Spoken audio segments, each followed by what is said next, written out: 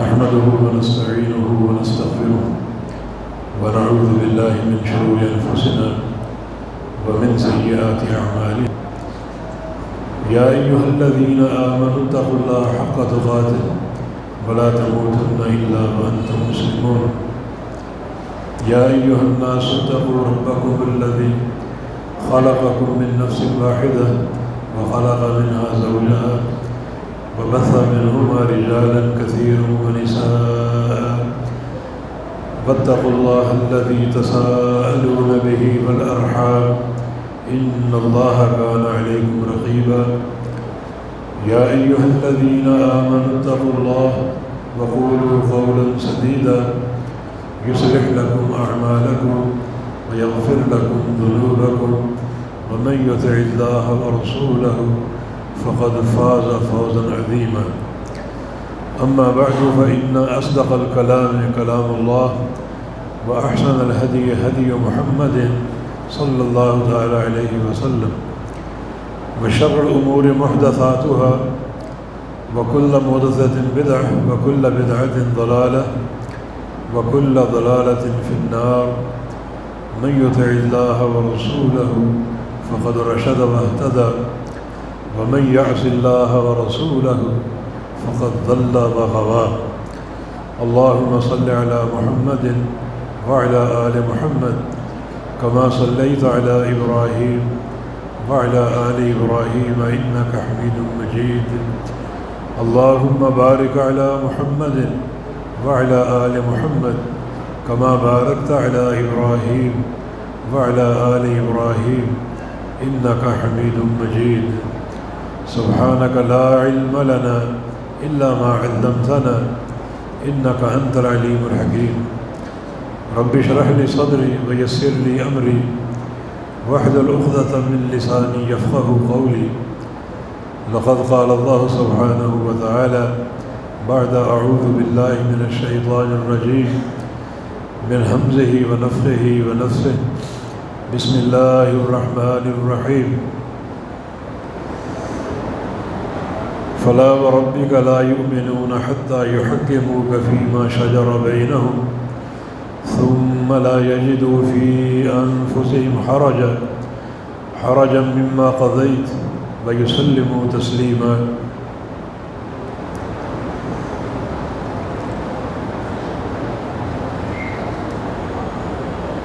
ایک بہت بڑے محدث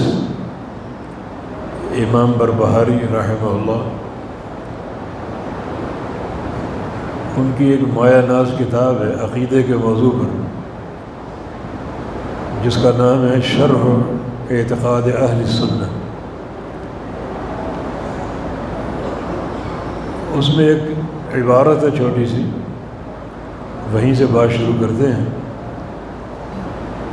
لا يتم ایمان عبد الا على قنطرة التسلیم. کسی بندے کا ایمان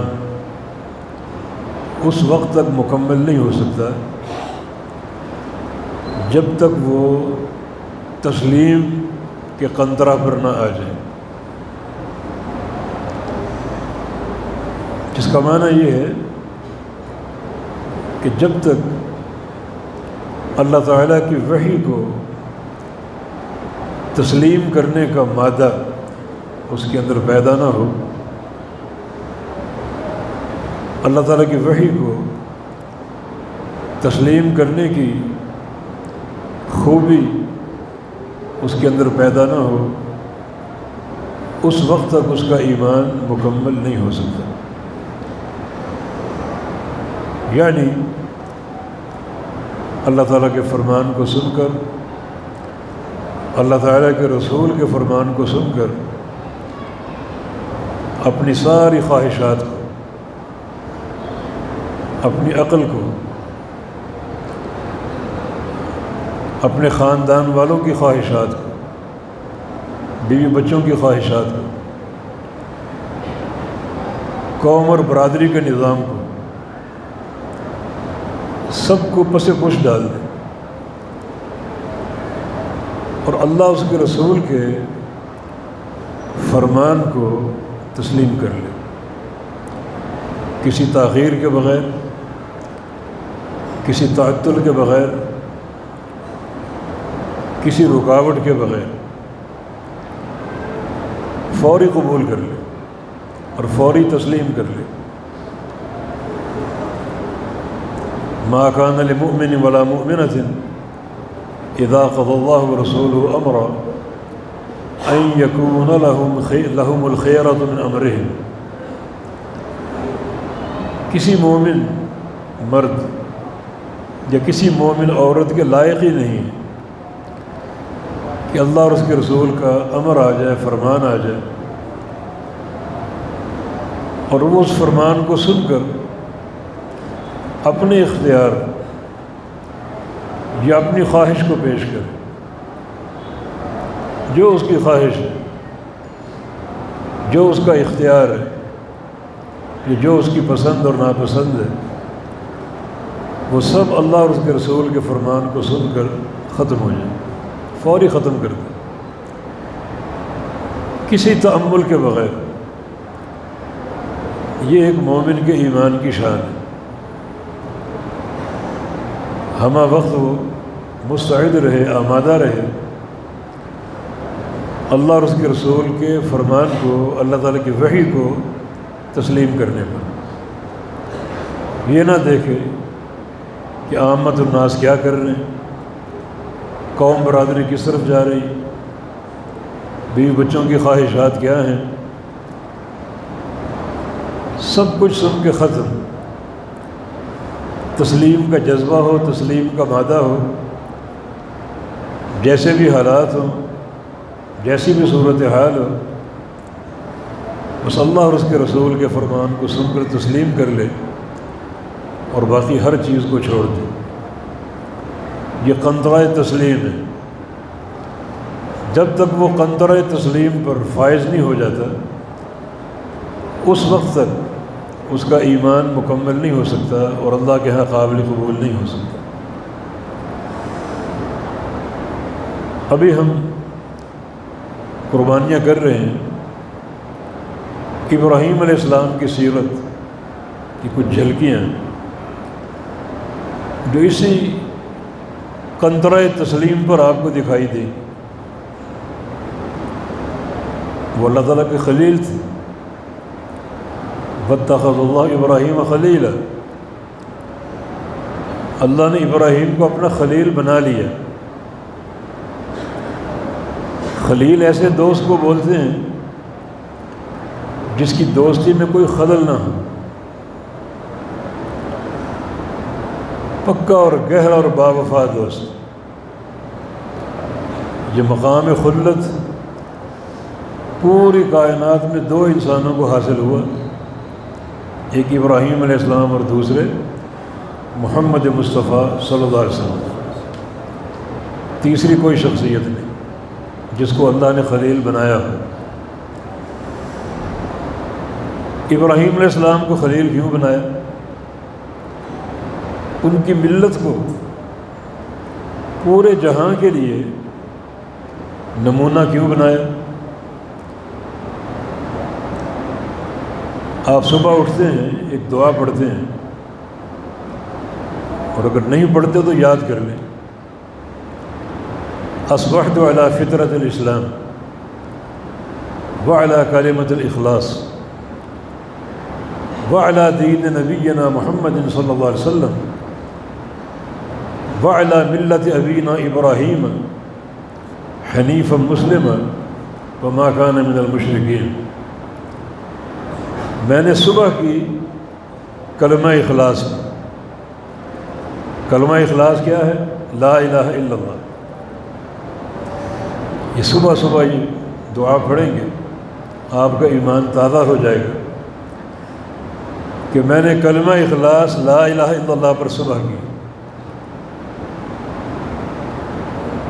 اور دین فطرت پر،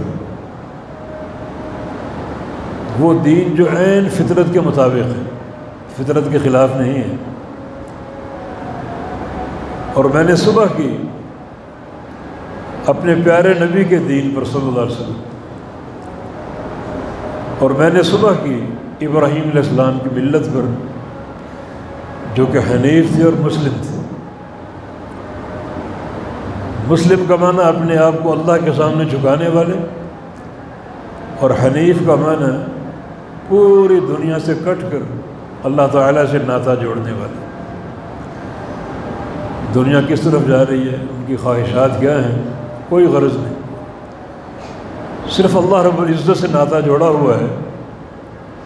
وما کان من المشرکین، اور ابراہیم علیہ السلام مشرکین میں سے نہیں تھے۔ اس زبردست دعا کے ساتھ اپنی صبح کا آغاز کیجیے۔ بڑا اس میں اللہ کی رضا ہے، دین حنیف کا نچوڑ ہے، توحید کا خلاصہ ہے، جس دعا سے آپ صبح کا آغاز کریں۔ ملت ابراہیمی کیا ہے؟ اگر آپ دو جملوں میں ملت ابراہیمی کا نچوڑ جاننا چاہیں تو وہ دو چیزیں ہیں۔ ایک، اللہ رب العزت کے لیے استسلام، اپنے آپ کو جھکا دینا۔ دوسرا، اخلاص اور توحید۔ جو قربانی آپ کرتے ہیں اس میں یہ دو چیزیں ہونی چاہیے۔ فلسفہ قربانی اللہ تعالیٰ کی اطاعت، اللہ اور اس کے رسول کا امر ہے، اور روح قربانی قل ان صلاتی و نسکی و محیای و مماتی للہ رب العالمین، کہہ دو کہ میری نماز، میری قربانی، بدنی عبادتیں، مالی عبادتیں، پوری زندگی اور میری موت سب اللہ رب العالمین کے لیے۔ یہ نچوڑ ہے ملت ابراہیمی کا۔ اذ قال الرب اسلم قال اسلمت لرب العالمین۔ اللہ تعالیٰ نے کہا کہ ابراہیم میرا فرما بردار بن جا، اپنے آپ کو جھکا ڈال میرے سامنے۔ ابراہیم علیہ السلام نے فوراً بلا تأمل کہا اسلمت لرب العالمین، کہ میں رب العالمین کا فرما بن چکا، اپنے آپ کو جھکا دیے۔ میرے رب کا جو فرمان آئے گا، جو آرڈر آئے گا، اس کی فوری تعمیل اور تکمیل کے لیے مستعد ہے۔ یہ ہے قنطرہ تسلیم۔ پھر آگ میں ڈالے گئے، بخوشی چلے گئے، کوئی شکوہ نہیں۔ یا اللہ تو اپنے اس ایک بندے کو بچا لے، پوری دنیا کے سامنے توحید بیان کر رہا ہوں، تو ایک بندے کی حفاظت نہیں کر سکتا؟ کوئی شکوہ نہیں، جو اللہ کی مرضی ہے وہ پوری ہوگی، کوئی سوال نہیں، کوئی استفسار نہیں۔ یہ قنطرہ تسلیم ہے۔ اللہ تعالیٰ نے آگ کو بجھایا، ٹھنڈا کیا، سلامتی والا بنایا۔ اور اس سے قبل کئی مرحلے گزرے۔ یہ نہ دیکھو کہ تم تنہا ہو، ٹکرا جاؤ پوری قوم سے، اور ٹکرا گیا۔ سوال نہیں کہ میں اکیلا ہوں، کیسے مقابلہ کروں، بلکہ نمرود کے ایوان میں جاؤ اور اس سے مناظرہ کرو، اس کی آنکھوں میں آنکھیں ڈال کر میری توحید کا درس دو، اس کے لیے بھی تیار ہو۔ پرواہ نہ کرو کہ تم اکیلے ہو، ان بتوں کو توڑ دو۔ کوئی سوال نہیں کہ ایک اکیلا بندہ کیا کر سکتا، پوری قوم مقابلے میں، پوری قوم سے ٹکر۔ یہ حقیقت میں قنطرہ تسلیم ہے۔ اللہ تعالیٰ کے کسی امر پر کوئی استفسار نہیں، ہر بات کو تسلیم کرنا۔ ہجرت کا حکم آ گیا، سرزمین عراق سے نکلو اور جہاں اللہ چاہے گا وہاں جاؤ۔ عراق سے نکلے اور شام آ گئے، بیت المقدس کے پاس۔ راستے میں دعائیں کی، رب حب لی من الصالحین، یا اللہ اکیلا ہوں، مجھے ایک نیک بیٹا عطا فرما دے۔ نیک بیٹا، صرف بیٹا نہیں مانگا، بیٹا نعمت نہیں ہوتا، نیک بیٹا نعمت ہوتا۔ نیک بیٹے کا سوال کیا، اللہ نے قبول کر لیا۔ فبشرناہ بغلام حلیم، ہم نے خوشخبری دی ایک بیٹے کی جو بڑا حلیم ہوگا، تحمل والا، بردبار، صبر کرنے والا، اتنا حلیم ہوگا کہ چھری کے نیچے بھی صبر کر جائے گا، شکوہ نہیں کرے گا۔ جو سیرت طیبہ باپ کی ہے وہی سیرت حمیدہ بیٹے کی بھی۔ بیٹا مل گیا، ایک عجیب آرڈر آ گیا۔ بیٹا کیوں مانگا تھا؟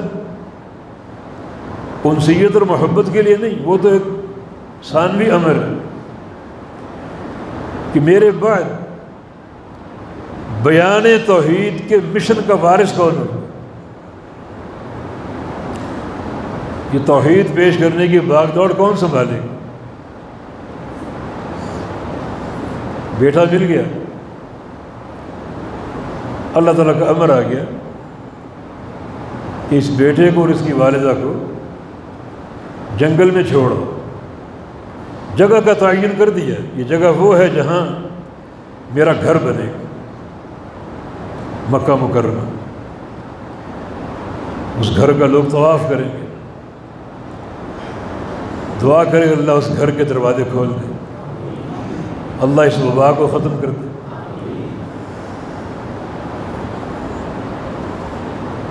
چھوڑ کر آ کے کوئی استفسار نہیں، یہ قنطرہ تسلیم، یہاں نہ کوئی مونس ہے، نہ کوئی غمخوار ہے، نہ کوئی حال احوال پوچھنے والا ہے، اکیلا اللہ کا امر۔ بیوی بھی نیک تھی، پوچھا کہ کیا کر رہے ہیں، ہمیں کہاں چھوڑے جا رہے ہیں؟ پلٹ کر نہیں دیکھا، کہیں شفقت اور محبت غالب نہ آ جائے۔ اشارہ کر دیا آسمان کی طرف، اس رب کا امر، رب کے حوالے۔ بیوی نے کہا پھر رب ہمیں ضائع نہیں کرے گا، کوئی استفسار نہیں۔ یہ حقیقت میں قنطرہ تسلیم ہے، بندے میں استعداد ہو اللہ اور اس کے رسول کے ہر امر کو تسلیم کرنے کی۔ قرآن پڑھتے جائیں، جو امر آپ کے سامنے قبول کر لو، حدیثیں پڑھتے جائیں، جو حدیث آپ کے سامنے قبول کر لو، اس نیت اور اس جذبے کے ساتھ۔ پھر اس سے بھی ایک عجیب اللہ تعالیٰ کا امر آ گیا، اپنے بیٹے کو ذبح کرو۔ کوئی استفسار نہیں کہ جس بیٹے کو میں نے دعائیں مانگ مانگ کر لیا، جو میرے بعد میرے مشن کی وراثت کو سنبھالے گا، اسے ذبح کر دو۔ بس اللہ کا امر ہے، کوئی سوال نہیں، بیٹے کو ساتھ لے لیا۔ جس مقام پر ذبح کرنا تھا وہاں فرمایا انی اری فی المنام انی اذبحک فانظر ماذا تری۔ اسماعیل بیٹے میرے، میں نے خواب میں دیکھا تجھے ذبح کر رہا ہوں۔ نبی کا خواب وہی ہوتا ہے، حجت ہوتا ہے، تمہارا کیا خیال ہے؟ یہاں ایک سوال پیدا ہوتا ہے کہ فوراً ذبح کر دیتے، یہ تاخیر کیوں کی؟ بیٹے سے کیوں پوچھا؟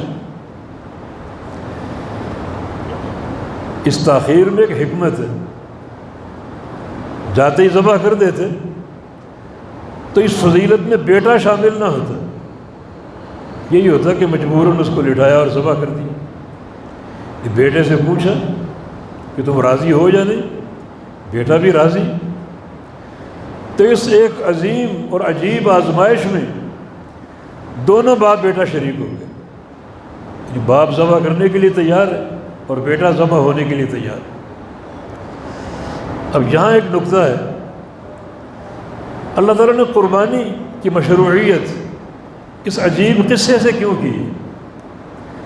نماز نازل ہوئی، زکوٰۃ نازل ہوئی، روزے نازل ہوئے، کسی واقعے کے بغیر، کسی تمہید کے بغیر، لیکن قربانی کی مشروعیت ابراہیم علیہ السلام کو حکم دے کر کی، اپنے بیٹے کو ذبح کر، قربانی بیٹے کی۔ اور یہ فرمان اگر برقرار رہتا تو کون تیار ہوتا؟ مگر یہ دین رحمت ہے۔ مگر یہ بات تو سمجھو نا کہ قربانی ایک ایسی نفیس، ایک شرعی حقیقت ہے اللہ تعالیٰ کا امر ہے کہ اس میں بیٹے کو قربان کرنا چاہیے، مگر اللہ نے بیٹے کی قربانی اٹھا لی، تو پھر جو جانور آپ خریدیں، کوئی دمبا ہو، بکرا ہو، اونٹ ہو، گائے بیل ہو، نفیس سے نفیس، اعلیٰ سے اعلیٰ، اپنی حیثیت کے مطابق اس فریضے کو ٹالنے کی کوشش نہیں کرنی۔ یہ سوچو کہ ابراہیم علیہ السلام کو اللہ تعالیٰ نے اپنا بیٹا ذبح کرنے کا حکم دیا، اور ابراہیم علیہ السلام پوری طرح قنطرہ تسلیم پر تھے اور تیار تھے۔ چھری بھی پھیری، چھری پھر گئی مگر بیٹے کی گردن پر نہیں، بلکہ ایک جنت کے پلے ہوئے مینڈے کی گردن۔ فلما اسلما وتلہ للجبین، دونوں باپ بیٹوں نے ثابت کر دیا کہ میرے مطیع ہیں۔ باپ ذبح ہونے کے لیے کرنے کے لیے تیار، بیٹا ذبح ہونے کے لیے تیار۔ یہ قنطرہ تسلیم، یہ قنطرہ تسلیم۔ ابراہیم میرا گھر بناؤ، یا اللہ کہاں بناؤں؟ اسی جگہ پر، یہاں تو کوئی بھی نہیں، کون اس کو آباد کرے گا؟ لیکن نہیں، کوئی سوال نہیں۔ بَإِذْ يَرْفَعُ إِبْرَاهِيمُ الْقَوَاعِدَ مِنَ الْبَيْتِ وَإِسْمَاعِيلُ، دونوں باپ بیٹا اللہ کے گھر کی بنیادیں رکھ رہے ہیں، اس کو پھر بلند کیا حتیٰ کہ گھر تیار ہو گیا۔ کوئی سوال نہیں، کوئی استفسار نہیں۔ ابراہیم یہاں کھڑے ہو کر منادی کرو کہ گھر بن گیا، اس کا حج کرو، گھر کو آباد کرو۔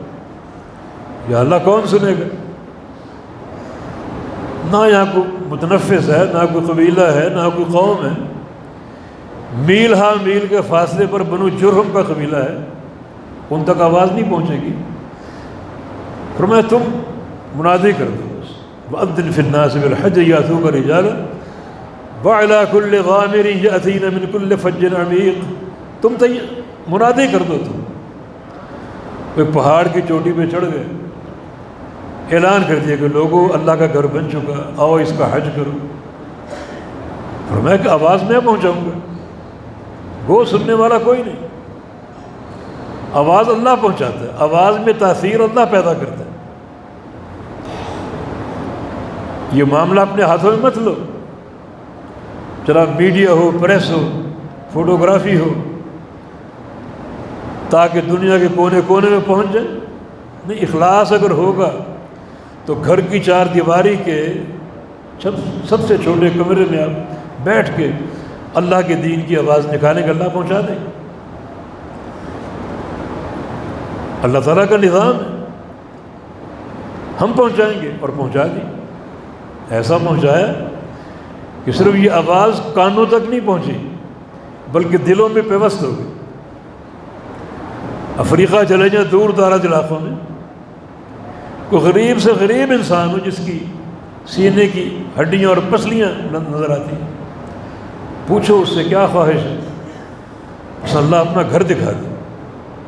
یہ آواز پیوست ہو گئی دلوں میں۔ ابراہیم علیہ السلام کی منادی، اس کے پیچھے کردار کیا ہے؟ یہ معاملہ کوئی معمولی نہیں۔ اب یہ قیامت تک اربوں کھربوں قربانیاں ہوں گی، ثواب آپ کو ملے گا، اور کس کو ملے گا؟ ابراہیم علیہ السلام کو، اسماعیل علیہ السلام۔ یہ گھر میں اربوں کھربوں لوگ قیامت تک طواف کریں گے، ثواب کس کو ملے گا؟ طواف کرنے والوں کو بھی، ابراہیم علیہ السلام کو۔ معمولی بات نہیں، مگر اس کے پیچھے کردار کیا ہے؟ کردار قنطرہ تسلیم۔ اپنے اندر یہ خوبی پیدا کرو، یعنی قربانی آپ کر رہے ہیں تو ایک چیز طے کرو کہ ہم نے ملت ابراہیمی کی پیروی کرنی، اور اس پیروی کا نچوڑ یہ ہے اللہ اور اس کے رسول کے ہر امر پر تسلیم تسلیم تسلیم، وَيُسَلِّمُوا تسلیما، تسلیم کر لیں، کوئی شک نہ ہو، کوئی خلجان نہ ہو، کوئی تردد نہ ہو، کوئی تأمل نہ ہو، کوئی تاخیر نہ ہو۔ دنیا کس طرف جا رہی ہے مت دیکھو، قوم برادری کیا کہتی مت دیکھو، بس تسلیم۔ یہ تسلیم کی قوت جو ہے یہ ایک بنیاد ہے ایک انسان کی رفعت کی۔ ابراہیم خلیل اللہ بنے اور ایسے عمل وہ جاری کر گئے جو قیامت تک ہوں گے۔ اور وہ سارا اجر ان کو ملے گا، کیا ان کا درجہ اور کیا ان کا مقام ہو۔ مگر اس کی اساس کیا ہے؟ وہی قنطرہ تسلیم۔ اس قنطرہ تسلیم پر جو اللہ کو راضی کر لو، جیسے اللہ تعالیٰ ابراہیم علیہ السلام سے راضی ہوا اور یہ سارے درجات ان کو عطا فرما دیے۔ یاد رکھو قیامت کے دن ہمیں 2 قنطروں کا سامنا ہے۔ قنطرہ کا معنی پل، 2 قنطروں کا سامنا، ایک پل صراط ہے، وہاں ثبات چاہیے، قدموں کو ثبات، اللہ کی توفیق کے بغیر ممکن نہیں ہے۔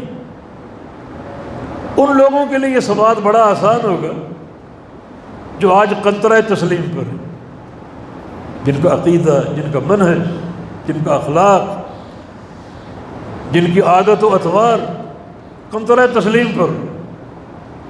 اللہ تعالیٰ جان جائے کہ یہ میرا بندہ قنطرہ تسلیم پر ہے، ہر فرمان کو تسلیم کرنے پر مستعد ہے، کوئی اعتراض نہیں، کوئی انکار نہیں، کوئی تردد اور تعمل نہیں۔ ایسا ایمان پیدا کرو تاکہ وہ قنطرہ تسلیم بڑی کٹھن وہ منزل ہے جس پل کو عبور کرنا، جہنم پر نصب ہے، جہنم کی پشت پر۔ کتنی بڑی جہنم ہے، اتنا ہی بڑا پل ہے۔ پل نہ سمجھو، ایک ریزر سمجھو، ریزر کو تان دیے، اس سے بھی تیز۔ وہاں تیزی چاہیے، وہاں قدم جمنے چاہیے، پھسلن ہوگی، اندھیرا ہوگا۔ آج رب تعالیٰ کو راضی کر لو، اسی قنطرہ تسلیم پر فائز ہوگا۔ اپنے اندر ایک چیز ٹھان لو، جو اللہ کا فرمان میرے کانوں سے ٹکرائے، جو پیارے پیغمبر کی حدیث دیکھوں اسے فوراً مانتا جاؤں، قبول کرتا جاؤں۔ یہ خصلت اللہ کی رضا کا باعث۔ اللہ تعالیٰ بندوں کے اعمال کو ضائع نہیں کرتا، اور یہ مواقع ہیں اجر کے۔ کچھ لوگ بجلی کی طرح گزر جائیں گے، کچھ لوگ پلک جھپکنے کی طرح گزریں گے، تیز رفتار آندھی کی طرح گزریں گے، سمندر کی لہروں کی طرح گزریں گے۔ یہ کون لوگ ہیں؟ یہ وہی لوگ ہیں جن کا کردار اور منہج اور عقیدہ اسی تسلیم پر قائم اور فائز تھا۔ پھر ایک قنطرہ اور ہے، یہ دوسرا پل، یہ پل صراط ہی پر قائم ہوگا، یہ پل صراط کو عبور کرنے کے بعد قائم ہوگا۔ یہاں ظالم اور مظلوم میں انصاف قائم ہوگا۔ کسی کو تھپڑ مار دیا، کسی کو گالی دے دی، کسی کی غیبت کر دی، سب ظلم نہیں۔ اللہ تعالیٰ اس عمل کو ضائع نہیں کرے گا، یہ عمل سامنے آئے گا، تھپڑ مارنے والا بھی آئے گا، جس کو مارا گیا وہ بھی آئے گا۔ پھر اللہ کے عدل و انصاف کا رواج ہوگا۔ صحابہ نے پوچھا، ابھی آپ نے فرمایا تھا کہ وہ خالی ہاتھ جائیں گے، تو پھر یہ انصاف کیسے ہوگا؟ فرمایا کہ یہ انصاف درہم و دینار سے نہیں ہوگا، روپے پیسے سے نہیں ہوگا، یہ انصاف نیکیوں اور گناہوں کی تقسیم کے ساتھ ہوگا۔ میدان محشر کی کرنسی جو ہے وہ درہم و دینار نہیں، میدان محشر کی کرنسی اعمال ہے۔ ظالم کی نیکیاں لی جائیں گی، مظلوم کو دی جائیں گی، مظلوم کے گناہ لیے جائیں گے، ظالم کو دیے جائیں گے۔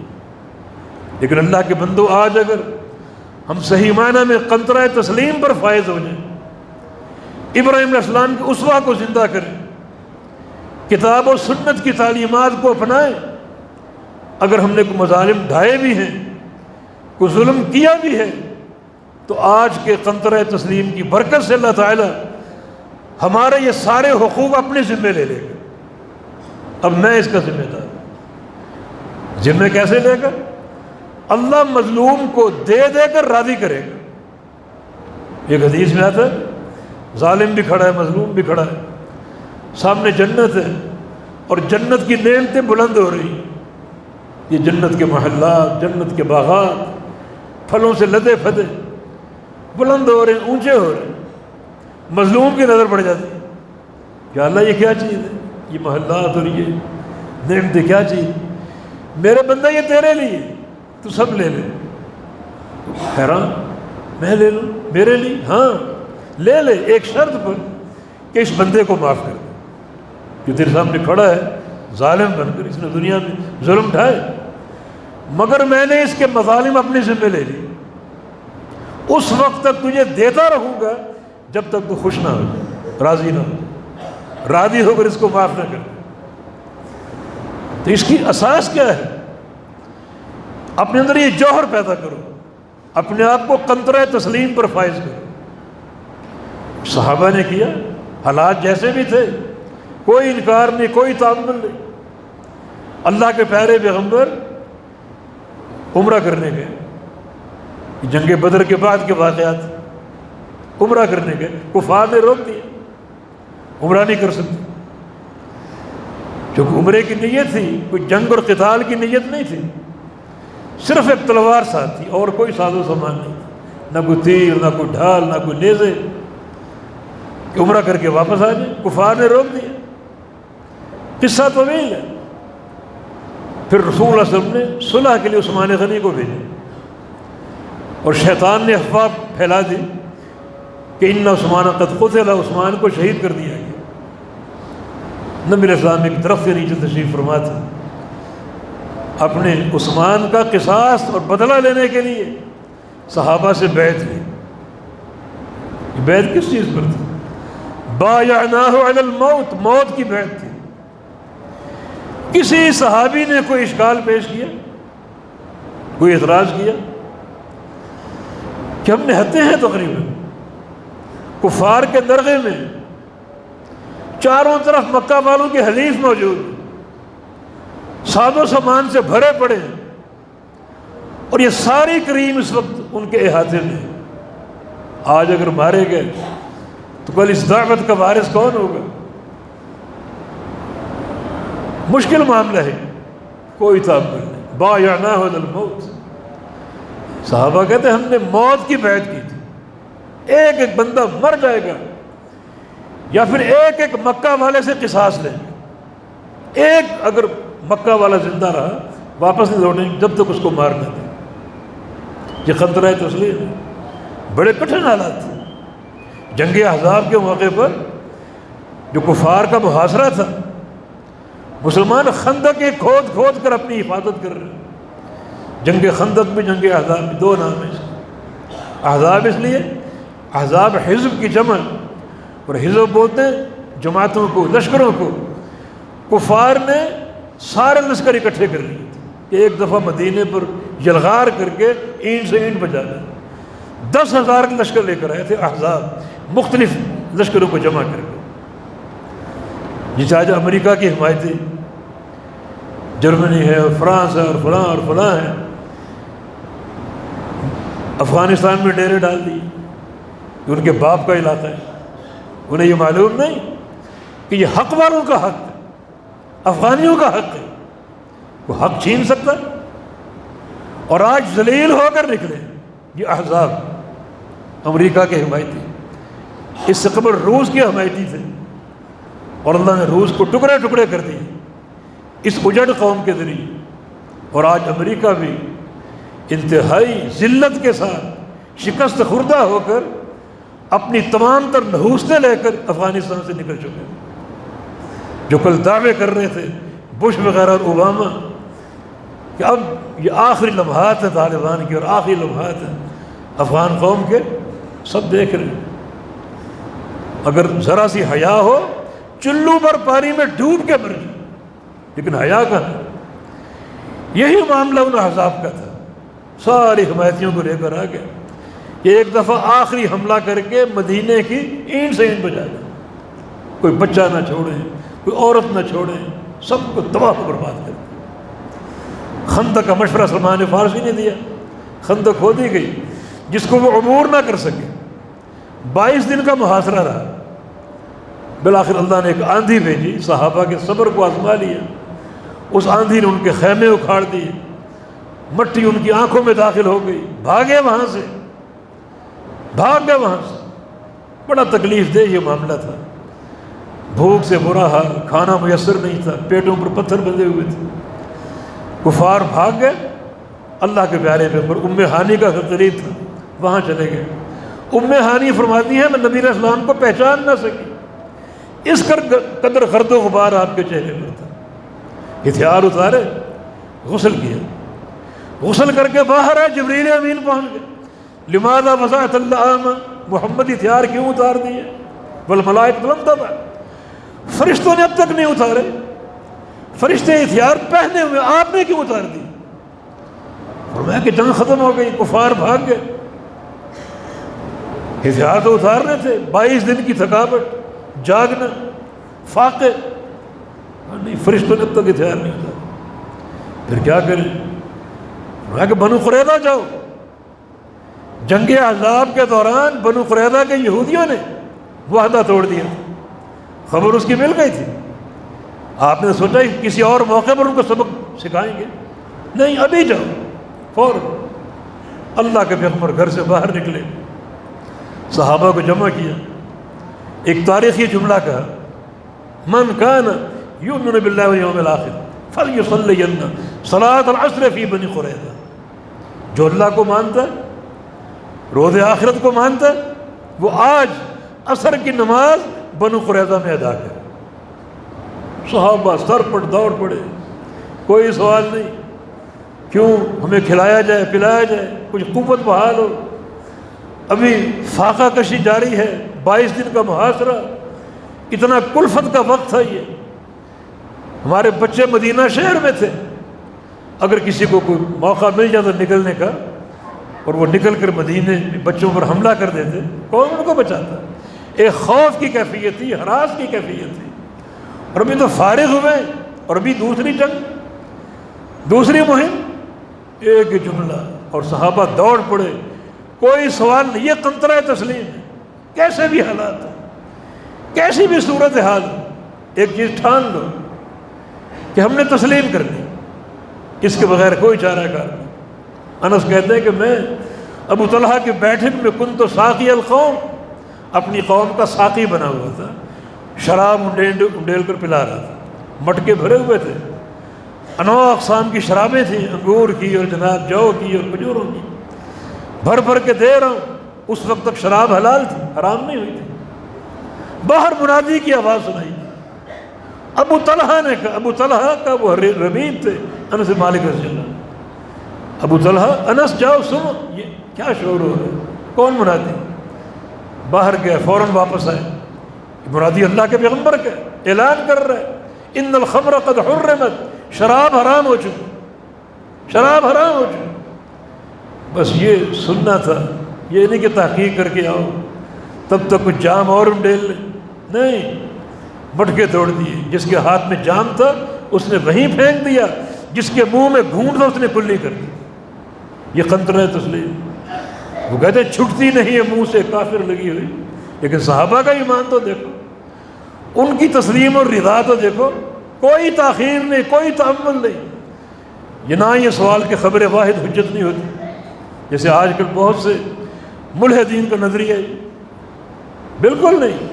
اللہ اور اس کے رسول کا امر آ گیا، فوراً ختم، اطاعت، تسلیم اور رضا۔ حنظلہ رضی اللہ عنہ پہلی شادی کی رات ہے، پہلا دن گھر میں گزار رہے ہیں، منادی کی آواز سنی، باہر نکلے، منادی اللہ کے پیغمبر کا تھا، جہاد کے لیے نکلو، جہاد کا قافلہ تیار ہے، جس جس کان میں آواز پہنچے فوراً نکلے، وہیں سے نکل کھڑے ہوئے، وہیں سے نکل، گھر واپس نہیں لوٹے کہ جا کے بیوی کو بتا دیں، نہ یہ سوچا کہ ابھی تو میرے ارمان پورے نہیں ہوئے، وہیں سے نکل کھڑے ہوئے، میدان جہاد میں پہنچے، شہید ہو گئے، کسی کو خبر نہیں حنظلہ کی کیفیت کیا تھی۔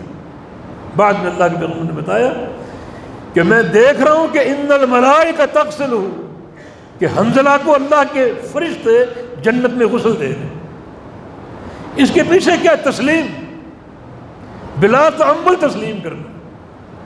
کوئی تعویل کر لیتے، لیکن نہیں، اللہ کے بندو، اللہ کے فرامین کے سامنے تعویلیں نہ کرو، ہیلے نہ تراشو۔ ہیلا باز قومیں برباد ہو جاتی ہیں۔ بنی اسرائیل کا قصہ آپ کے سامنے ہے، اللہ نے ان کا امتحان لیا، ہفتے کے دن شکار سے روک دی، کہ ہفتے کو مچھلیاں بہت آتی، دل دل جاتا ان کا، اب کیا کریں؟ ہیلا آ گیا، 7 برابر میں گڑھے کھود لیے، نالی اس نہر سے نکال دی، ہفتے کے دن نالی کھول دیتے اور پانی گڑوں میں داخل ہوتا مچھلیوں سمیت بھری ہوئی مچھلی. ہفتے کو نہیں پکڑتے، اتوار کو پکڑتے. اللہ تعالیٰ کے امر کی تعمیل اس طرح کر رہے. یہ حیلہ ہے، یہ ایک ایسی تعمیل جو اللہ کو پسند نہیں. ایک بندہ اللہ کے امر کو نہیں مانتا یا عمل نہیں کر پاتا، اس کی سستی ہے، وہ قابل معافی. ایک بندہ ماننے کے باوجود اس میں ہیلے تراشے، اس میں تاخیر کے بہانے ڈھونڈے اور انکار کے لیے تعویلیں کرے، وہ زیادہ قابل بغض ہے، قابل نفرت ہے. تبھی تو اللہ تعالیٰ نے فرمایا کہ وَلَقَدْ عَلِمْتُمُ الَّذِينَ اعْتَدَوْا مِنْكُمْ فِي السَّبْتِ فَقُلْنَا لَهُمْ كُونُوا قِرَدَةً خَاسِئِينَ. ہفتے کے تعلق سے ان لوگوں نے زیادتی کی، ہمارے امر کو پامال کیا. پامال نہیں کیا تھا لیکن ہیلا تراشا. ہفتے کو شکار نہیں کیا، شکار اتوار کو کیا، مگر ہفتے کی مچھلیاں اپنے گڑھوں میں محفوظ کر لی. یہ بھی شکار کی ایک شکل تھی. اللہ نے فرمایا کہ تم سارے کے سارے بندر اور سور بن گئے. مسخ کر دیا، انہیں بندر بنا دیا، سور بنا دیا. تو کوئی ایسے تعویل کے اور ہیلے نہ تراشو، ہیلے نہ تراشو. کسی خاتون سے کہا جائے چہرے کا پردہ کرو، اس کا کیا ہیلا ہوتا ہے؟ جی حیا اور شرم تو آنکھوں میں ہوتی ہے. اللہ کے فرمان کو ٹالنے کا انداز ہے، جیسے بنی اسرائیل نے ٹالا. کسی آفیسر سے کوئی رشوت نہ کھاؤ، رشوت نہیں، یہ تو اکرامی ہے، یہ تو ہمارے ایک ذہن کی رسائی ہے. اس مقام پر پہنچ گئے کہ اس مال کے مستحق بن. شراب کا نام تبدیل کر کے اس کو حلال کر دیا، موسیقی کا نام تبدیل کر کے اس کو حلال کر دیا. یہ تو روح کی غذا ہے. یہ اللہ کے فرامین کو ٹالنے کے ہیلے ہیں، بہانے. اللہ زیادہ ناراض ہوتا ہے. بنی اسرائیل نے ہفتے کے دن شکار نہیں کیا لیکن ہیلا تراشا تاکہ مچھلیاں جمع ہوں، اگلے دن شکار کر سکے. اور پھر کیا ہوا؟ اللہ نے ان کی شکلوں کو مسخ کر دیا، ان کے چہروں کو مسخ کر دیا، ان کو بندر خنزیر بنا کر 3 دن کے اندر ان کو سب کو برباد کر دیا. تو وہی بات، کچھ وقت میں نے زیادہ لے لیا آپ کو، وہی بات ہے کہ لا یتم ایمان عبد الا علی قنطرۃ تسلیم، کہ ایک بندے کا ایمان پورا نہیں ہو سکتا مگر قنطرہ تسلیم پر. تسلیم اور رضا. اللہ کا جو فرمان آ جائے، کچھ بھی صورت حال ہو، کچھ بھی کیفیت ہو، کچھ بھی معاملہ ہو، سب کو چھوڑ دو، ٹھوکر مار دو، اللہ کے فرمان کو قبول کر لو. یہ جذبہ اپنے اندر پیدا کرو اور اس جذبے کی دعوت زیادہ ان لوگوں کو دو جو اللہ کا فرمان سنتے ہیں، اللہ کے رسول کا فرمان سنتے ہیں اور ان کو ٹال دیتے ہیں اپنے امام کے قول کی بنا پر. سب سے زیادہ قابل مذمت یہ جذبہ جو اقرار کرتے ہیں اللہ کا فرمان حق ہے، اللہ کے رسول کا فرمان حق ہے، مگر ہم فلاں ایمان کے مخالف ہیں، اس کی تقلید نہیں چھوڑ سکتے. اللہ اور اس کے رسول کے فرمان کی یہ قدر ہے، یہ قدر. جب فرشتے آسمانوں پر سنتے ہیں کہ اللہ تعالیٰ کوئی فیصلہ نافذ کرنے والا ہے، کوئی وحی نازل کرنے والا ہے، فرشتے تصور سے بے ہوش ہو کر گر جاتے ہیں. سارے آسمانوں کے فرشتے. یہ اللہ کے فرمان کی ہیبت ہے. پھر اللہ اپنا فیصلہ صادر فرماتا ہے، وحی صادر فرماتا ہے. فرشتوں کو آہستہ آہستہ ہوش آتی. ماذا قال ربنا، رب تعالیٰ نے کیا فرمایا؟ قال الحق، جو فرمایا حق ہے، جو فرمایا حق. ہمارا کام اس کو قبول کرنا. پھر اللہ کا وہ فیصلہ نیچے اترتا ہے، جبریل امین کو دیا جاتا ہے. چاروں طرف فرشتوں کی قطاریں ہوتی، نور ہی نور. پھر وہ اترتا ہے قلب اطہر محمد مصطفیٰ علیہ السلام پر. اتنا پرہیبت اللہ کا فیصلہ. فرشتے بے ہوش ہیں. حضرت انسان کہتا ہے کہ یہ فیصلہ حق ہے مگر میرے امام کا قول یہ نہیں.